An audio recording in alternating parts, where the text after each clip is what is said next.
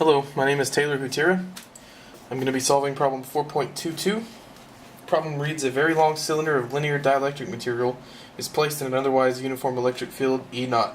Find the resulting field within the cylinder.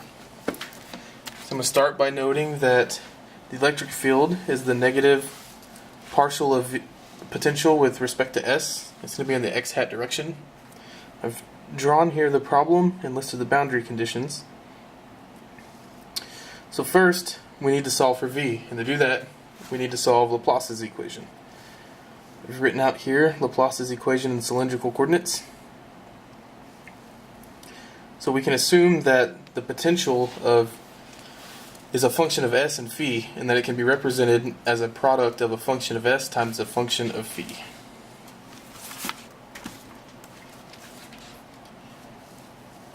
So here it's rewritten with that assumption. And we can simplify this and collect terms on either side. Then we can state that if they're equal to each other, they're also both equal to some arbitrary constant, which we will choose negative k squared.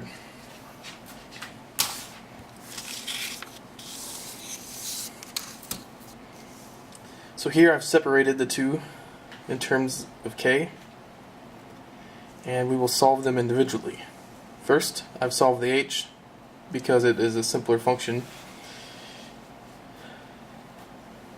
We simply use the characteristic polynomial to determine the eigenvalue, and here we have lambda equals the square root of negative k squared.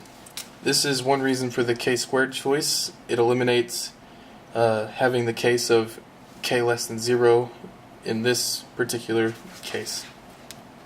So we have that h is a function of phi, and it's a function of cosines and sines. We move on to solve for the function of s, and from the top we can recognize that form and assume that g is a function of s to the n power, and plug it into the top function, and that reduces down simply to say that k squared equals n squared. And now we can solve the different k cases. So here, in the case that k is not equal to 0, we get g to be a constant times s to the k plus another constant d times s to the negative k. For the k equals 0 case, we get something similar in the fact that we will have two constants, which I've labeled as C1 and C2.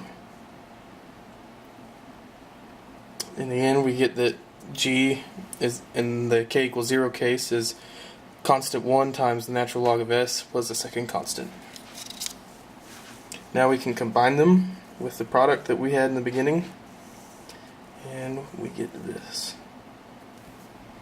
Here we have the k not equal to 0 case in the beginning, and then we follow in with the k equals 0 case, which extends to both sides.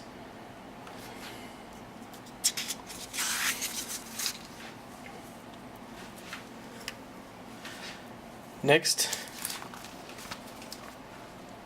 we separate v in and v out from the single equation, and we can do that by looking at the powers of each of them. V in, or v out rather, will be approaching negative E0 s cosine phi, and we can solve the boundary conditions. The first one, v in equals v out at s equals r, and when that's the case, we get the following. Then we manipulate the fact that the E above minus the E below is 1 over epsilon naught sigma, and we get the following.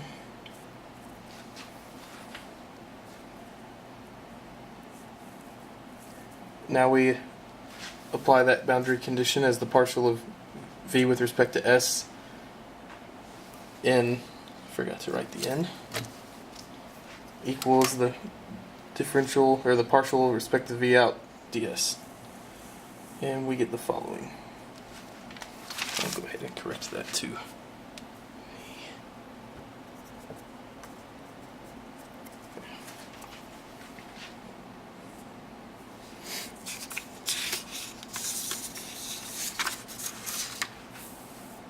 Since there's no sine terms, then we can find that b sub k and b sub d are both going to be equal to 0. Because that will be the only way that those terms will fall out and not be in the potential function. So going back to the boundary condition 1 and 2, plugging in the new values that we have, we get the two following equations. And we can solve C1 in the first equation and plug it into the C1 in the second equation. And we find that a sub 1 is negative 2 e naught over epsilon r plus 1.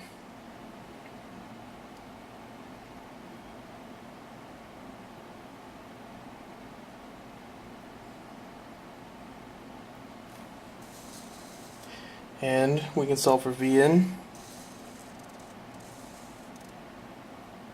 And we find that the s cosine phi term becomes x.